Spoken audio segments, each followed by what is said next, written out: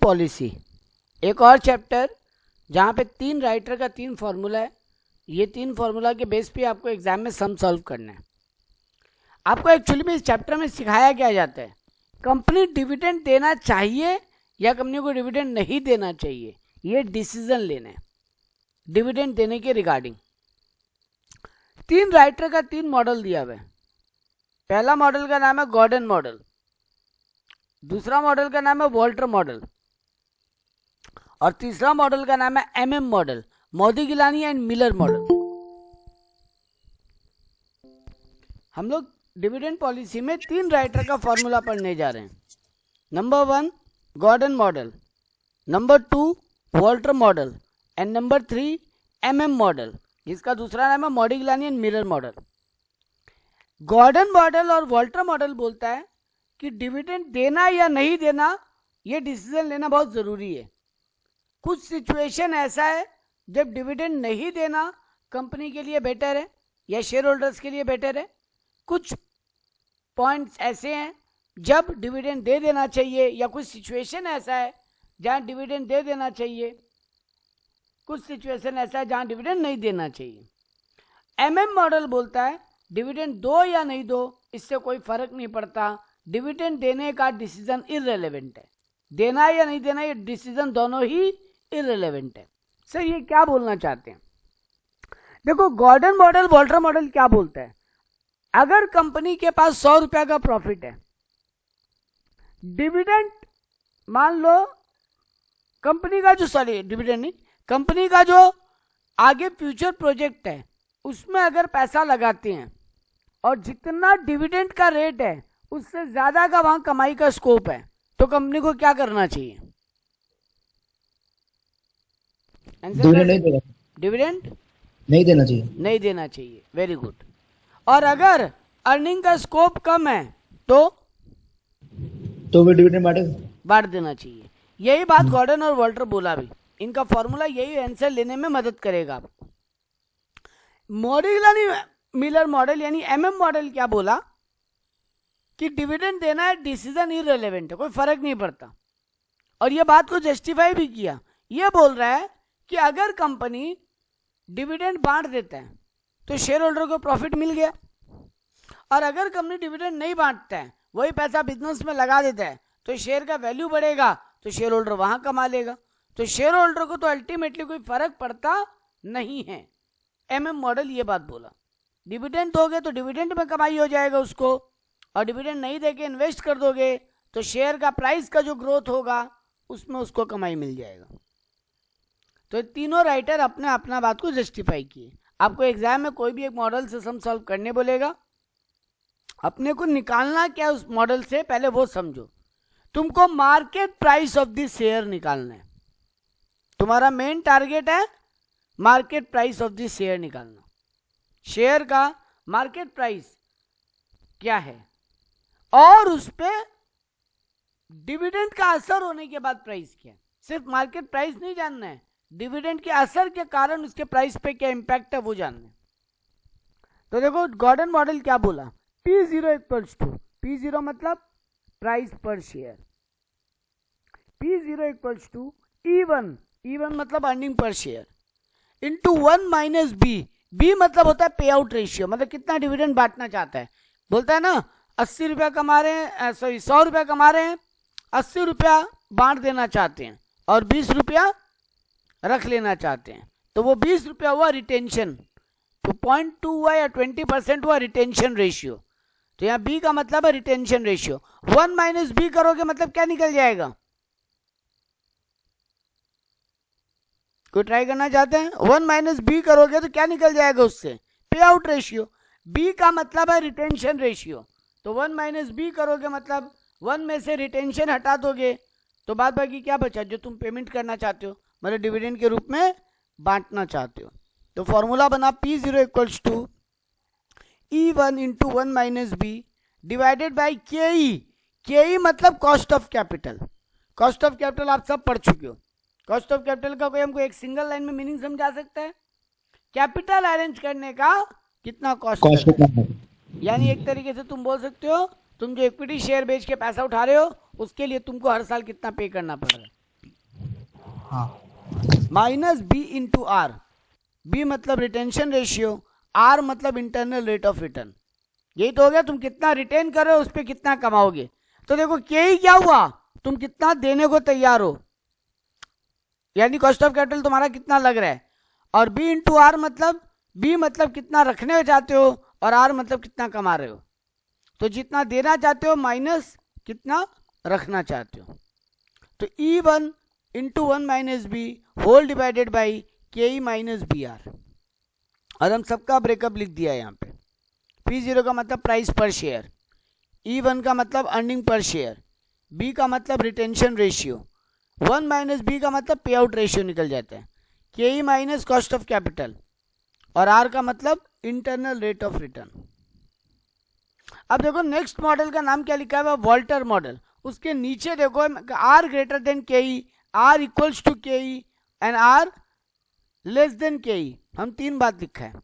Are का मतलब अभी अभी हम क्या बोला, company internal rate of return, company कितना कमा रहा है, और के ई मतलब कंपनी को कितना देना पड़ रहा है।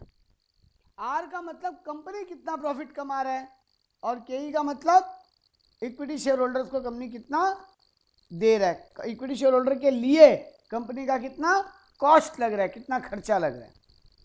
अब वही तीन चीज आ गया, are greater than K E मतलब कंपनी कमा ज्यादा रहा है, देना कम पड़ रहा है, तो कंपनी क्या डिसीजन लेगा डिविडेंड के मामले में। Company are greater than K E, are मतलब कंपनी कितना कमा रहा है, के ई मतलब कंपनी को कितना देना पड़ रहा है। तो आर ग्रेटर देन के ई है, कंपनी कमा ज्यादा रहा है, देना कम पड़ रहा है, कॉस्ट कम लग रहा है, तो कंपनी को क्या करना चाहिए, डिविडेंड देना चाहिए कि बिजनेस में लगा देना चाहिए वापस। देना चाहिए। अरे कंपनी ज्यादा कमा रहा है, खर्चा कम लग रहा है, तो कंपनी का हाँ ग्रोथ तो रिटेन कर लेगा। हाँ तो रिटेन देना retain चाहिए।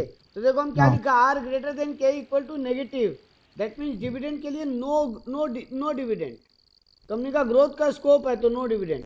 Are equals to K E मतलब कंपनी का चॉइस पे है, आर भी उतना ही है, तुम कमा भी 8% रहे हो और तुमको कॉस्ट भी 8% ही लग रहा है, तो कोई फर्क नहीं पड़ता, रख भी लो या दे दो, जो तुम्हारा मन है वो कर लो। और last are less than K E मतलब तुम कमा कम रहे हो, कॉस्ट ज़्यादा लग रहा है, तो इस समय क्या डिसीजन लोगे, भैया डिविडेंड दे दो पूरा का पूरा, रख के कोई फायदा नहीं है। तो ये तीन चीज़ों को देख के हम लोग डिसीजन लेते हैं। तो ये था मेरा गॉर्डन मॉडल का formula, P0 into one minus P0 equals to E1 या E into one minus B whole divided by K E minus B are. अब हम लोग एक बार वॉल्टर मॉडल का भी फॉर्मूला डिस्कस कर लेते हैं और फिर इसके सम पे आते हैं। वॉल्टर मॉडल का फॉर्मूला भी प्राइस निकालने का फॉर्मूला है, हमको P निकालना है, market price of the share due to impact of dividend. Dividend के इम्पैक्ट के कारण मेरा मार्केट प्राइस क्या हो रहा है शेयर का। देखो यहाँ पे फॉर्मूला क्या लिखा, P equals to D plus, D मतलब dividend, plus R by K E into E minus D, E minus earning D minus dividend whole divided by K E, D plus R by K E into E minus D whole divided by K E. P का मतलब market price, ई का मतलब earning पर share, D का मतलब dividend per share, are का मतलब internal rate of return, और के ई का मतलब कॉस्ट ऑफ कैपिटल। और यहाँ भी वही तीन बात है, अगर आर ग्रेटर देन के ई है तो पूरा डिविडेंड दे दो, सॉरी कुछ डिविडेंड मत दो, आर लेस देन के ई है तो पूरा डिविडेंड दे दो, आर इक्वल्स टू के ई है तो तुमको जो करना है वो करो, कोई फर्क नहीं पड़ता। ये दोनों फॉर्मूला क्लियर है, किसी का कोई डाउट है तो बोलो, फॉर्मूला सुनने में या समझने में। सॉल्व अभी करेंगे हम लोग फॉर्मूला में वैल्यू पुटिंग करके, MM मॉडल बाद में बात करेंगे। फॉर्मूला क्लियर है, हम सम की तरफ बढ़ रहे हैं।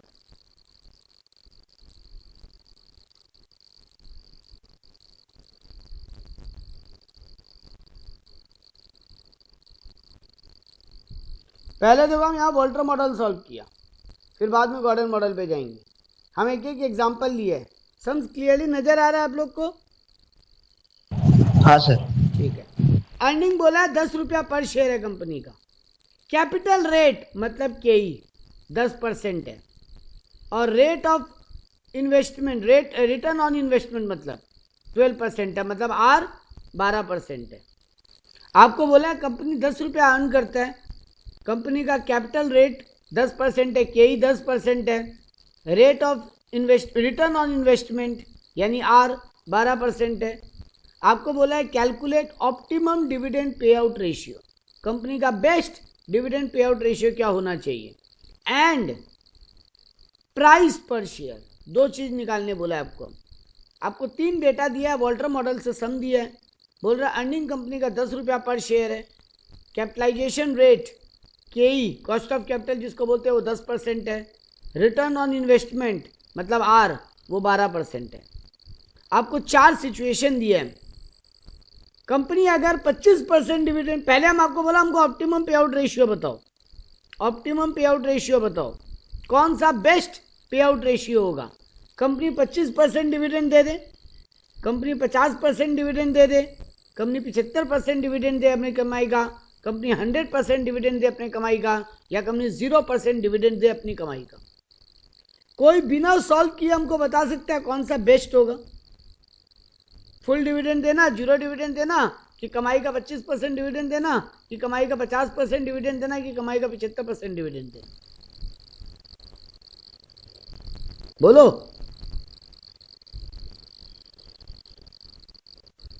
कौन सा बेस्ट पे आउट रेशियो है। सॉल्व करके तो दिखाएंगे ही, अपना दिमाग।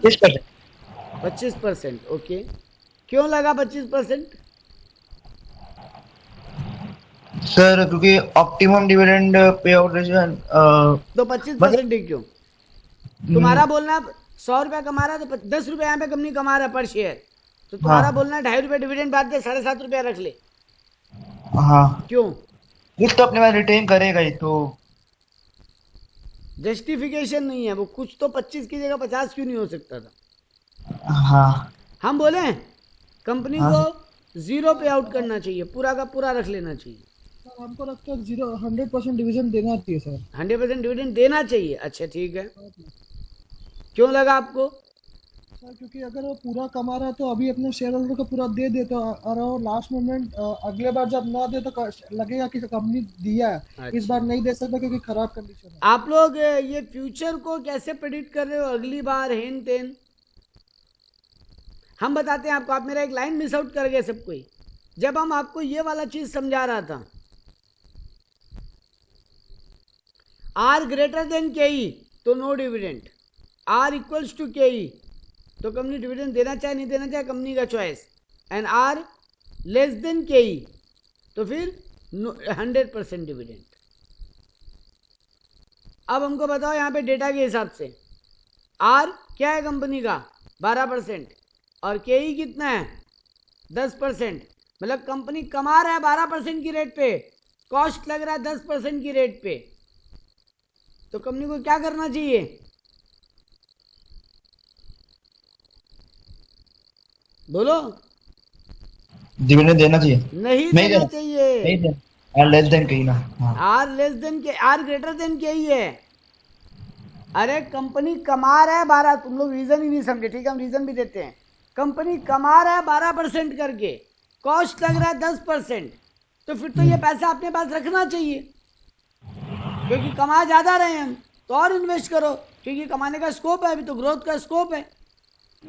हाँ, हम ये दोनों ही मॉडल जो बोला, गॉर्डन और वॉल्टर, दोनों मॉडल एक ही बात किया, क्या तुम्हारे पास कमाने का स्कोप है तो डिविडेंड मत बांटो, लेकिन तुमको लग रहा है जितना कमा रहे उससे ज्यादा तो कॉस्ट लग जा रहा है मेरा, तो फिर डिविडेंड बांट दो, क्योंकि कमा के रख के करोगे क्या, उससे ज्यादा तो कॉस्ट ही लग जा रहा है तुम्हारा।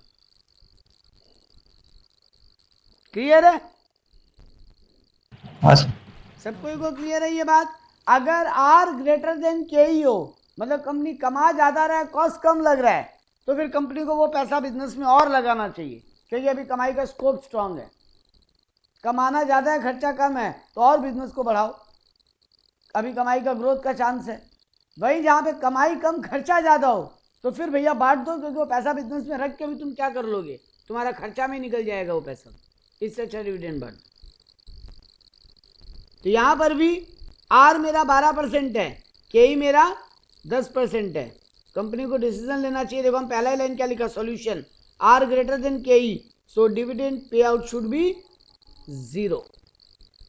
अब ये बात जस्टिफाई कीजिए सर। तो ये लोग ये जो पांचों मेथड है ना, 25%, 50%, पांचों ऑप्शन सॉरी, या पांचों केस, 25%, 50%, 75%, 100%, 0%, देखो उसी को लेके सॉल्व किया। वॉल्टर मॉडल का पहले फॉर्मूला लिखा, D plus R by K E into E minus D by K ई। पहला केस हम जीरो उल्टा से स्टार्ट किया, या उल्टा सीधा कुछ भी स्टार्ट कर दिया। पहला केस जीरो से स्टार्ट किया। कंपनी को कितना डिविडेंड देना चाहिए? पहला केस में 0%। तो देखो हम क्या लिखा फॉर्मूला में, P0 इक्वल्स टू, डी में क्या लिखा 0, आर कितना है 0.12, 12% है ना, उसको उसमें कन्वर्ट कर लोगे फ्रैक्शन में, 0.12 डिवाइडेड बाई के ई कितना है 0.1, फिर ई माइनस डी, ई कितना है 10 रुपया, डिविडेंड कितना दे रहे हो 0 रुपया, whole divided by K E मतलब 0.1। तो 0 plus 0.12 by 0.1 into 10 minus 0 whole divided by 0.1, solve करोगे आएगा P0 120 रुपया। तो डिविडेंड नहीं देने का डिसीजन लियो, जब 0 रुपया डिविडेंड बांटने का डिसीजन लियो, तुम्हारा शेयर प्राइस कितना आ रहा है 120। अब देखो अगर 50% डिविडेंड बांटने का डिसीजन लेते तो क्या होता, तुम कितना रुपया कमा रहे हो 10 रुपया, 50% डिविडेंड बांटने का सोच रहे हो, मतलब कितना डिविडेंड बांटोगे 5 रुपया। तो देखो आप फॉर्मूला में पुट किए, डी में लिखिए 5 रुपया plus R by K E मतलब 0.12 by 0.1 into E minus D मतलब 10 minus 5 whole divided by K E मतलब 0.1। तो कितना आया मेरा आंसर 110 रुपया। शेयर का प्राइस कितना आ रहा है 110। चलो 75% पे सॉल्व करते हैं। 10 रुपया का 75% 7.5 रुपया डिविडेंड बांटने का सोचिए। तो डी में लिखिए 7.5, आर में 0.12, के ई में 0.1 into 10 minus 7.5 whole divided by 0.1। Solve किए, मेरा आंसर आया 105 रुपया। और अब आ जाओ एक और केस के ऊपर। 75% को हम सॉल्व नहीं किया, हम 75 को तो किया ही है, 50, 75, 25 को सॉल्व नहीं किया, कोई फ़र्क भी नहीं पड़ेगा।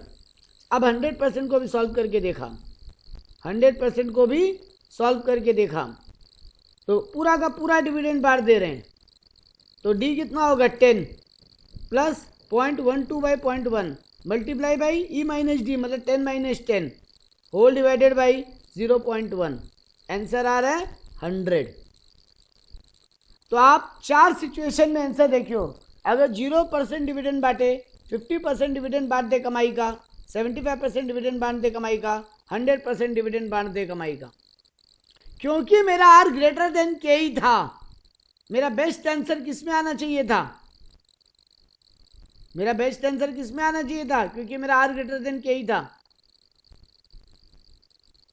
बोलो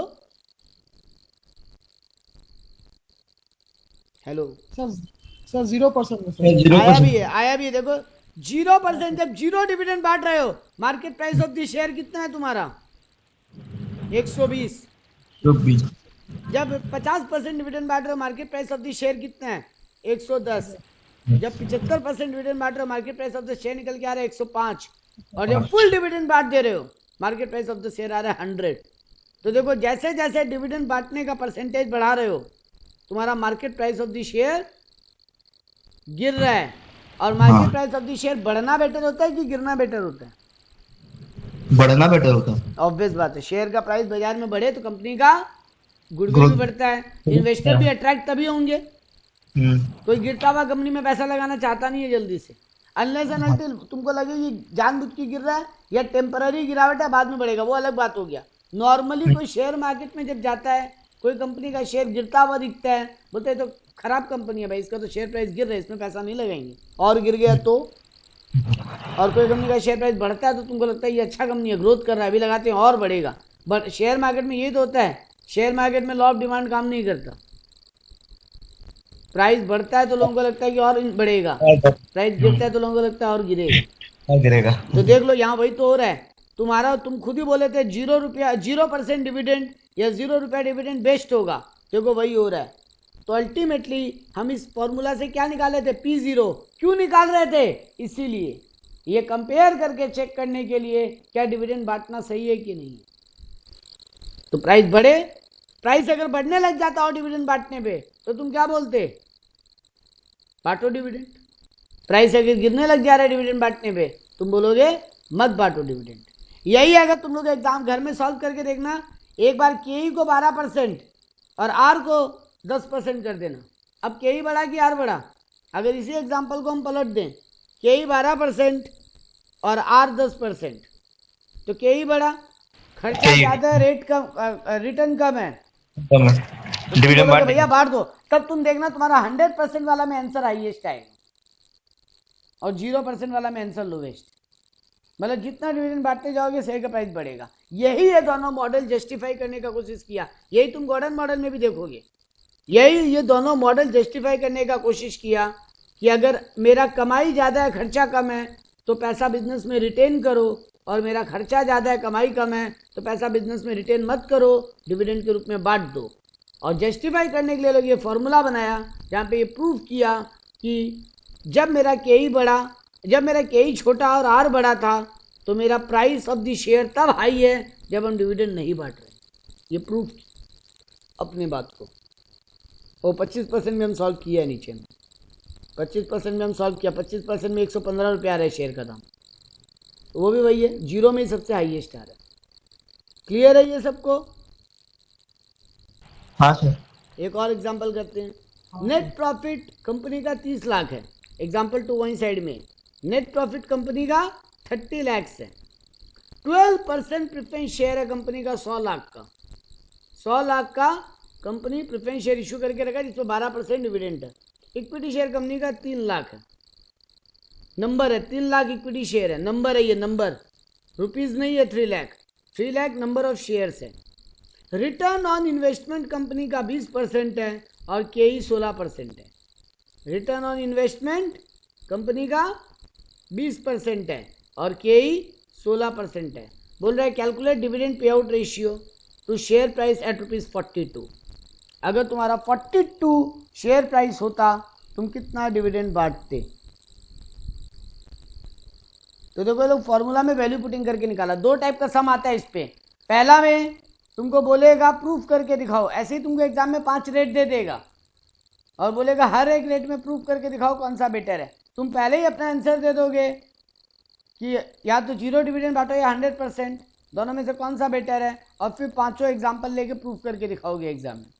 दूसरा क्वेश्चन तुमको इस टाइप का देगा, तुमको नेट प्रॉफिट बता दिया, प्रेफरेंस शेयर का बता दिया, डिविडेंड बता दिया, नंबर ऑफ इक्विटी शेयर बता दिया, तुमको रिटर्न ऑन इन्वेस्टमेंट बता दिया, के ई बता दिया, तुमको बोला डिविडेंड पे आउट रेशियो निकाल के बताओ अगर कंपनी का शेयर प्राइस 42 रुपीज़ है। मतलब P0 दे दिया, के ई दे दिया, आर दे दिया, गायब क्या रह गया? बोलो गायब क्या रह गया? डी। और तुमको फॉर्मूला में क्या क्या चाहिए? डी चाहिए, आर चाहिए, के ई चाहिए और ई चाहिए, अर्निंग। हाँ अर्निंग पर शेयर भी तो गायब है। गायब नहीं है बेटा, वो निकल जाएगा। तुमको नेट प्रॉफिट दिया है 30 लाख, प्रेफरेंस डिविडेंड 100 लाख पे 12% मतलब 12 लाख। हाँ तो तुम्हारा पैट आ जाएगा, पाफेश आ जाएगा 18 lakh, divided by number of equity share कर दो, आ गया ईपीएस, ई भी मिल गया।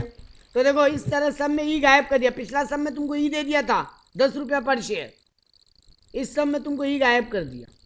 तो पहले हम डेटा को देख के ई निकाल लिए, अब क्या तो बस फॉर्मूला में वैल्यू पुटेंगे। 42 इक्वल्स टू डी तो गायब है, डी तो निकालने बोला है, कैलकुलेट डिविडेंड पे आउट रेशियो, डी तो गायब किया है लोग, डी निकाल लेंगे। तो देखो पी दे दिया, P0 दे दिया, 42 लिख दिए, डी गायब है, के ई बोला है 0.16 और आर बोला है 0.2, तो 0.2 by 0.16 into 6 minus D, D तो गायब है, तो तुम अभी अभी निकाले हो EPS, whole divided by 0.16 whole divided by K E. तो अब इसको सॉल्व किए, डी निकल के आया 3.12। तुमको मांगा क्या है क्वेश्चन में? कैलकुलेट डिविडेंड पे आउट रेशियो। तुम अभी क्या निकाले हो? डिविडेंड निकाल दियो। तुमको रेशियो निकालना है, कितना परसेंटेज डिविडेंड दे रहे हो। तो DPS by EPS into 100 formula होता है। डिविडेंड पे आउट रेशियो, ये नया चीज़ सीख लो। डिविडेंड पे आउट रेशियो का फॉर्मूला होता है dividend per share by earning पर शेयर इंटू 100। तुम अभी अभी डिविडेंड पर शेयर निकालो 3.12, अर्निंग पर शेयर तुमको पता है 6 रुपये है, 3.12 बाई 6 इंटू 100, 52% तुम डिविडेंड पे आउट रेशियो रख रहे हो जब कंपनी का शेयर प्राइस 42 रुपीज़ है। ये क्लियर है सबको? किसी को कोई डाउट है तो बोलो। इस दो टाइप का समझ आ सकता है, इससे ज़्यादा कुछ नहीं आएगा इसमें वॉल्टर मॉडल में। एक तो तुमको दे देगा ऐसा डेटा और बोलेगा ऑप्टिमम पे आउट रेशियो कौन सा है वो बताओ, एग्जाम्पल प्रूफ करके दिखाओ अपना बात को। और एक तुमको ऐसे बोल देगा शेयर प्राइस इतना रुपया है तो डी गायब कर दिया, डी निकाल के बताओ। मतलब इस फॉर्मूला में एक फिगर गायब कर देगा, बोलेगा मिसिंग फिगर निकालो, सीधा सा कहानी। क्लियर है सबको? अब आ जाओ गॉर्डन मॉडल के ऊपर। सेम कहानी, नेट प्रॉफिट कंपनी का 30 लाख है, 12% प्रेफरेंस शेयर है 100 लाख वाला, number of equity share 3 lakh, ROI मतलब return on investment 20%, cost of capital 16%। Same data हम दिए, लेकिन क्या बोले यहाँ पे, कैलकुलेट प्राइस इफ डिविडेंड पे out is 25%, 50% and 100% following the Gordon मॉडल, फॉलोइंग दी गॉर्डन GORDN Gordon model. Same data देखो वॉल्टर मॉडल में दिया था तो भी सॉल्व हो जाता, सेम डेटा तुमको गॉर्डन मॉडल में देगा तो भी तुम सॉल्व कर सकते हो। हम सेम डेटा को गॉर्डन मॉडल में यूज करें। पहले गॉर्डन मॉडल का फॉर्मूला देख लें फटाक से। P0 equals to earning into 1 minus B whole divided by K into K minus B R. P0 equal to earning into 1 minus B whole divided by K minus B R. तो देखो अब मेरे को क्या चाहिए, ई चाहिए सर, फॉर्मूला पुट कर दिया हम यहाँ पे। देखो P is equal to E into 1 minus B whole divided by K minus B R. B का मतलब क्या है, रिटेंशन, आर का मतलब रेट ऑफ रिटर्न या rate of return on investment. तो देखो सॉल्व किया, ई निकालना है पहले, ही तो अभी भी ऊपर निकाले हो, ई 6 रुपया निकला था, same as last question, EPS 6 रुपया। अब देखो तुमको बोला है 25%, 50%, 100%। अगर कंपनी 25% डिविडेंड बांटता तो गॉर्डन मॉडल के हिसाब से प्राइस ऑफ द शेयर बताओ। अगर कंपनी 50% डिविडेंड बांटता तो गॉर्डन मॉडल के हिसाब से प्राइस ऑफ द शेयर बताओ। अगर कंपनी 100% डिविडेंड बांटता तो गॉर्डन मॉडल के हिसाब से प्राइस ऑफ द शेयर बताओ।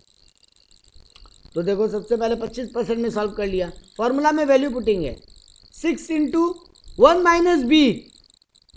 1 माइनस बी का मतलब क्या है, कंपनी, अच्छा पहला केस में हमको बताओ बी कितना है, पहला केस में बी कितना है। अगर कंपनी 25% डिविडेंड बांट रहा है तो बी कितना है, बी का मतलब होता है रिटेंशन रेशियो। बी का मतलब रिटेंशन, कंपनी कितना रिटेन कर रहा है, कंपनी कितना रोक के रख रहा है अपने पास। तो 25% डिविडेंड बांट रहा है तो रोक के कितना रख रहा है, 75%। Very good. तो यानी 1 माइनस 0.75, इसीलिए हम 1 माइनस बी को डिविडेंड पे आउट रेशियो बोल दिया। हाँ बात तो एक ही है, 1 माइनस 0.75 करोगे तो 0.25 ही आएगा, 1 माइनस 0.75 करोगे तो 0.25 ही आएगा। तो वही तो दिया, 25% डिविडेंड बांट रहे 0.25। तो 1 माइनस बी का मतलब ही डिविडेंड पे आउट रेशियो होता है, खाली बी का मतलब रिटेंशन रेशियो होता है। 1 माइनस बी कर देने से डिविडेंड पे आउट निकल जाता है। तो 6 इंटू 1 माइनस 0.75 या फिर 6 इंटू 0.25, बात एक ही है, होल डिवाइडेड बाई के ई है तुम्हारा 0.16 माइनस बी कितना है 0.75, आर कितना है 0.2, पुट किए 150 रुपया एक शेयर का दाम आया। वैसे ही जब 50% डिविडेंड बांट रहे हो, P0 कितना आ रहा है, वही 6 into 0.5 whole divided by 0.6 minus 0.5 into 0.2, 50 rupees आएगा। आना भी चाहिए था कि नहीं, शेयर का दाम घटना चाहिए कि नहीं, कंपेयर करके देखो। आर है 20%, कॉस्ट है 16%। कंपनी को एक्चुअली में डिविडेंड नहीं बांटना चाहिए था, हाँ या ना, कंपनी को एक्चुअली में डिविडेंड नहीं बांटना चाहिए था, हाँ या ना, कंपनी को हाँ डिविडेंड नहीं बांटना चाहिए था ना, क्योंकि आर ज़्यादा है के ही कम है। तो देखो तुमको ये बात साबित भी करके दिखा रहा है गॉर्डन मॉडल भी। जब 25% डिविडेंड बांट रहे थे शेयर का प्राइस 150 रुपया था, 50% डिविडेंड बांटने लगे शेयर का प्राइस 50 रुपया हो गया, मतलब और गिर गया। और 100% डिविडेंड बांटे, अगर थर्ड केस में 100% डिविडेंड बांटा है तो शेयर का दाम आ गया 37 रुपीज़ 50 और गिर गया। मतलब तुम डिविडेंड बढ़ाते जा रहे हो, शेयर का प्राइस गिरता जा रहा है। यानी गॉर्डन मॉडल, वॉल्टर मॉडल दोनों एक ही बात साबित करता है कि जब तुम्हारा आर के ई से बड़ा हो, तुम्हारा रिटर्न कॉस्ट से ज़्यादा हो, तो डिविडेंड मत बांटो, क्योंकि डिविडेंड बांटोगे तो शेयर का प्राइस गिरेगा। और यही बात तो जस्टिफाई कर रहा है कि शेयर का प्राइस गिरता है वो काम नहीं करना चाहिए, जिस काम से शेयर का प्राइस बढ़े वो करना चाहिए। क्लियर है ये दोनों मॉडल? एग्जाम में सम्स या तो पी गायब कर देगा, बोलेगा पी निकाल के बताओ, या बोलेगा जस्टिफाई करके दिखाओ कंपनी को क्या करना चाहिए। तो तुम पहले ही अपने मन में आंसर निकाल लेना, बांटना चाहिए कि नहीं, ताकि तुम भी श्योर रहो कि हाँ मेरा बाकी आंसर करेक्ट आ रहा है कि नहीं अलग अलग एग्जाम्पल में।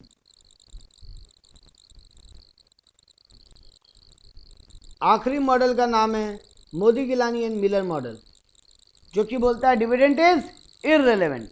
डिविडेंड बांटो मत बांटो कोई फर्क नहीं पड़ता। ये मॉडल हम लोग नेक्स्ट क्लास में कंप्लीट करेंगे। हम लोग पहले इन दो मॉडल पे सम करेंगे, उसके बाद नेक्स्ट क्लास में वो वाला मॉडल करेंगे।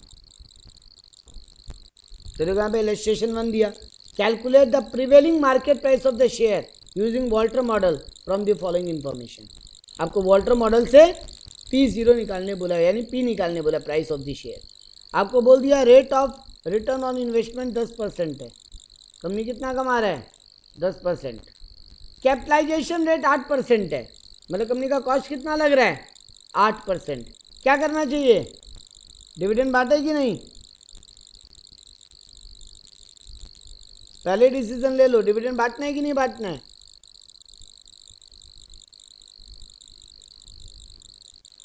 बोलो। रेट ऑफ रिटर्न 10% है और कंपनी का कॉस्ट, कैपिटलाइजेशन रेट मतलब कॉस्ट 8% है, तो डिविडेंड बांटे कि नहीं बांटे? हाँ नहीं बांटेंगे, नहीं बांटेंगे। रिटर्न तो क्या बोलने के बाद आज करेक्ट क्यों कर रहे हो? हाँ, नहीं बांटेंगे, नहीं बांटेंगे। कमा ज्यादा रहे हैं, खर्चा कम लग रहा है, कमाई को बिजनेस में रख लो, क्योंकि अभी कमाने का मौका है। हाँ खर्चा ज्यादा कमाई कम, तो भैया बांट के नक्की करो, पैसा रख के वैसे भी तुम कुछ तीर नहीं मारने वाले। तो कमाई ज्यादा हो रहा है, रोक लो। तो यहाँ पे अर्निंग पर शेयर दिया है 5 रुपया और डिविडेंड पर शेयर दिया है 4 रुपया। बस फॉर्मूला में वैल्यू पुट करो और सम सॉल्व करो। D plus R by K E into E minus D whole by K E. तो वही 4 रुपया डिविडेंड है, 0.1 तुम्हारा आर है, के ई तुम्हारा 0.08 है। बस ये ध्यान में रख लेना, 8% मतलब 0.08, 0.8 मत ले लेना गलती से, ये ब्लंडर बहुत जन करते हैं। 10 या 10 से ऊपर परसेंटेज होता है दिक्कत नहीं होता है, 7, 8, 9, 4, 3, 2, 1 बड़ा दिक्कत करता है। 5% बोलता है हम लोग 0.5 ले लेते हैं। भाई 5% मतलब 0.05, 0.5 मतलब तो 50% हो गया। ये बात थोड़ा सा ध्यान रख लेना।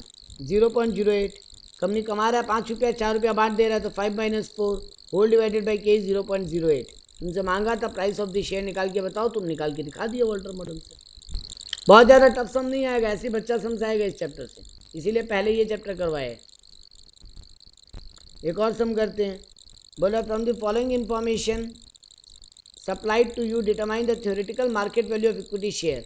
वही वॉल्टर मॉडल से market value of the share निकालने बोला है, लेकिन यहाँ पे तुमको डेटा पहले ई भी गायब है, तुमको खुद निकालना पड़ेगा।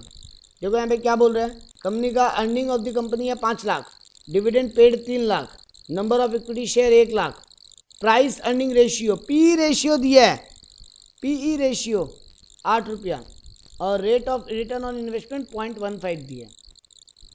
यहाँ पे तुमको वो नहीं दिया है, क्या बोलते हैं, कॉस्ट ऑफ कैपिटल का रेशियो नहीं दिया, वो निकालना पड़ेगा। देखते हैं कैसे निकलेगा। Are you satisfied with the current dividend policy of the firm? If not, what should be the optimum dividend पे out ratio in this case? Company जो बांट रहा है वो तुमसे सेटिस्फाइड हो, अगर नहीं हो तो कितना होना चाहिए। तो देखो पहले लोग क्या किया, पहले फॉर्मूला पुट किया, D plus R by K E into E minus D whole by K E. Dividend paid निकाल सकते हो, 3 लाख डिविडेंड रुपया, 3 लाख रुपया डिविडेंड बांटा है company. Number of equity share कितना है 1 लाख, तो पर शेयर डिविडेंड कितना हुआ 3 रुपया। वैसे ही अर्निंग भी निकाल लोगे, कंपनी कमाया है 5 lakh, number of equity share कितना है 1 लाख, तो पर शेयर कमाई कितना है 5 रुपया। तो ई मिल गया, डी मिल गया। रिटर्न ऑन इन्वेस्टमेंट दिया हुआ है, मतलब आर भी दे दिया, अभी गायब क्या है खाली, क्या मिल जाए तो P0 निकाल लोगे, बोलो। अर्निंग पर शेयर निकल गया 5 लाख डिवाइड बाई 1 लाख 5 रुपया, डिविडेंड पर शेयर निकल गया 3 लाख डिवाइडेड बाई 1 लाख 3 रुपया, आर दिया हुआ है 0.15, तो क्या गायब है जो मिल जाए तो प्राइस निकाल लोगे वॉल्टर मॉडल से। यही निकाल। के कैसे निकाला, ये बहुत इंपॉर्टेंट फॉर्मूला है, ये वाला चीज ये ट्विस्ट देगा ही देगा एग्जाम में।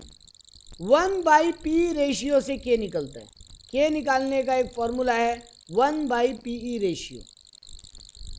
पी रेशियो दिया है क्वेश्चन में, हाँ दिया है 8 मतलब 0.08, 8 मतलब 8 मतलब 8 ही है, सॉरी 8 मतलब 8 ही है, पी रेशियो दिया है ना 8, परसेंटेज थोड़ी नहीं दिया है, रेशियो दिया है तो 8, तो 1/P रेशियो करने से के ही निकल जाता है, तो 1/8 करने से 0.125, बस। अब क्या है, अब तो फॉर्मूला में पुट करो, ऐश करो। तो देखो अर्निंग पर शेयर निकल गया 5 रुपया निकाला ये लोग, डिविडेंड ऊपर ही निकाल चुका था ये लोग 3 रुपया, ये लोग के ही निकाल लिया 1/P रेशियो करके 0.125, अब बस डिविडेंड डी में लिखा 3 रुपया, are by K E, are लिखा 0.15, के ई लिखा 0.125 इंटू ई माइनस डी मतलब 5 - 3 whole divided by K E मतलब 0.125, सॉल्व किए 43 रुपीज़ 20 पैसा इज माई प्राइस। तुम्हारा पहला क्वेश्चन सॉल्व हो गया। पहला क्या पूछा है तुमसे, प्राइस निकालो, ऊपर बोला determine the theoretical market value of the equity share, तुम निकाल दिया। सेकंड क्वेश्चन तुमसे पूछा है क्या तुम कंपनी का डिविडेंड पे आउट पॉलिसी से सेटिस्फाइड हो। तुम्हारा आर है 0.15 और के ई है 0.125, तुम्हारा आर है 0.15 और के ई तुम निकाले हो 0.125, तो क्या तुम कंपनी के ये डिविडेंड बांट देने की पॉलिसी से सेटिस्फाइड हो। कंपनी 5 रुपया कमाता है 3 रुपया डिविडेंड बांट देता है, क्या तुम इससे सेटिस्फाइड हो, आया ना। हाँ सर। सेटिस्फाइड हो, हाँ कंपनी को डिविडेंड बांट देना चाहिए। सर हाँ नहीं सर, नहीं बांटना चाहिए। कंपनी 0.15 यानी 15% कमा सकता है और 12.5% कॉस्ट है, तो कंपनी 5 रुपया कमा के डिविडेंड क्यों बांट दे रहा है 3 रुपया। कंपनी को तो 0 रुपया डिविडेंड देना चाहिए, 0 रुपया। हाँ कंपनी का आर बड़ा है के ही छोटा है, तो कंपनी फिलहाल ये रिटर्न दे रहा पॉलिसी है, फॉलो कहीं करता है छोटा कि 5 लाख कमाता है 3 लाख बांट देता है, मतलब 5 रुपया कमाता है 3 रुपया बांट देता है। तो ये तो पॉलिसी गलत है कंपनी का। कंपनी को तो पूरा का पूरा पैसा रिटर्न कर लेना चाहिए। हाँ क्योंकि रिटर्न ज्यादा है। तुम्हारे हिसाब से 0% डिविडेंड पे आउट पॉलिसी होना चाहिए। हाँ तो तुम प्रूफ करो अपना बात को, बिना प्रूफ के थोड़ी ना मानेगा वो लोग। ये देखो प्रूफ किया वो लोग चारों, पहले डी को 0 लेके प्रूफ करके दिखाया, 48 रुपया शेयर का दाम आया, फिर डिविडेंड 1 रुपया मान के चला तो 46 रुपीज़ 40 पैसा आया, डिविडेंड 2 रुपया तो 44 रुपया 80 पैसा, डिविडेंड 4 रुपया तो 41 रुपीज़ 60 पैसा। तुम डिविडेंड 5 रुपया लेके भी सॉल्व करके दिखा सकते थे, क्योंकि 5 रुपया कमा रहा है, 5 का 5 भी बांट देता तो क्या प्राइस आता। तो जैसे जैसे तुम्हारा डिविडेंड का परसेंटेज बढ़ रहा है, तुम्हारा शेयर का प्राइस क्या हो रहा है, गिर रहा है। जब 0 रुपया डिविडेंड बांटते हो तो 48 रुपया कमाते, 48 रुपया प्राइस ऑफ द शेयर होता। अभी जब 5 में से 3 बांट रहे हो तो 43 रुपीज़ 20 पैसा है। 1 रुपया बांटते तो 46 होता, 2 रुपया बांटते तो 44 होता और 4 रुपया बांटते तो 41 होता। यानी तुम अपने बात को जस्टिफाई कर दिए। हम क्या बोले थे एग्जाम में, तुमको जस्टिफाई करना पड़ेगा, तुम खुद सिचुएशन लेके जस्टिफाई करोगे। तुम बोल सकते हो सर हम 0, 2 और 5 लेके करते तो कोई दिक्कत नहीं, तुमको सारा लेके करने का दरकार नहीं है। पूरा का पूरा बांटते तो क्या होता, 3 रुपया का आंसर तो तुम निकाल ही चुके हो और 0 का भी एक बार आंसर निकाल लेते। तुम 3 में भी कंपैरिजन दिखा सकते थे कि 0 रुपया बांटता तो 48 रुपीज़ प्राइस आता, 3 रुपया बांट रहा है तो 43 रुपीज़ पैसा आ रहा है, 43 रुपीज़ 20 पैसा, और पूरा का पूरा 5 बांट देता, क्योंकि कंपनी का अर्निंग पर शेयर कितना है 5 रुपया, पूरा का पूरा 5 बांट देता तो कंपनी का वैल्यू क्या आता। तुमको ये बात जस्टिफाई करना पड़ेगा, एग्जाम्पल खुद से लेके, एग्जाम्पल खुद से लेके, ठीक है। कोई डाउट है? नहीं सर। और ये देखो अब कैसा बड़ा क्वेश्चन देता है, ये क्वेश्चन देगा बड़ा में तुमको 12 मार्क्स में देगा ये क्वेश्चन सीधा। 4 लाइन का क्वेश्चन है, तुमसे सेम मेहनत 5 बार करवाएगा। देखो सम्स क्या बोल रहे हैं, following information available, capitalization rate 0.1 मतलब 10%, अर्निंग पर शेयर 10 रुपया। अब देखो क्या बोला, एज्यूम करो अगर कंपनी का रिटर्न ऑन इन्वेस्टमेंट 15% हो, 10% हो और 8% हो, तो तुम क्या डिसीजन दोगे उसको? अगर कंपनी का रेट ऑफ रिटर्न 15% है तो तुम क्या बोलोगे, डिविडेंड बांटना चाहिए कि नहीं?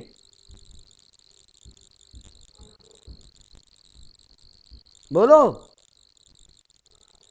के ही 10% है, अगर रिटर्न 15% नहीं होता तो बांटो। क्या बोलते? नहीं बटे। नहीं सर, नहीं मत बांटना है। बांटो। अगर के ही 10% है, आर भी 10% है, तो क्या बोलते? कंपनी को जो मर्जी है वो कर लो, बांटना है जो बांटो, मर्जी नहीं है वो बांट करो। इररिलेवेंट है। हाँ। है ना, दोनों सेम है, इररिलेवेंट है बात। और अगर कंपनी का आर 8% होता और के ही 10%, तुम बोलता भैया पूरा बांट दो, बांट दे सर। 100% पे आउट रेशियो। तो पहला वाला में बोलते 0% पे आउट रेशियो इज ऑप्टिम बेस्ट, दूसरा वाला में बोलते इररिलेवेंट, फर्क नहीं पड़ता, कंपनी कुछ भी डिसीजन ले सकता है, और तीसरा वाला में बोलते 100% पे आउट रेशियो इज बेस्ट। अब देखो तुमको यही बोला, ये तीनों लेते हुए एक बार आर को 15% और एक बार डिविडेंड को 0 लेके सॉल्व करो, फिर आर को 15, डिविडेंड को 25%, आर को 15, डिविडेंड को 50, आर को 15, डिविडेंड को 75, आर को 15, डिविडेंड को 100, मतलब हर एक एग्जाम्पल ले लेके सॉल्व करते रहो बार बार, इतना बड़ा भी नहीं देगा आपको। देखो पहले सिचुएशन 1, आर 15%, तो देखो dividend 0, dividend 25, dividend 50, dividend 75, dividend 100।